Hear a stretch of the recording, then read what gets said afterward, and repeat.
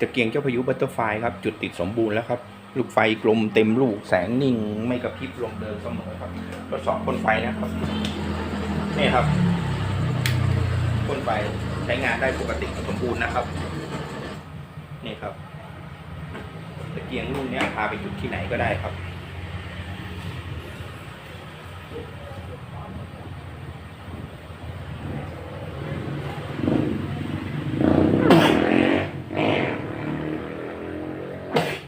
ถ่ายคลิปแจ้งนะครับขอบคุณครับที่ติดตามคลิปจนจบสวัสดีครับ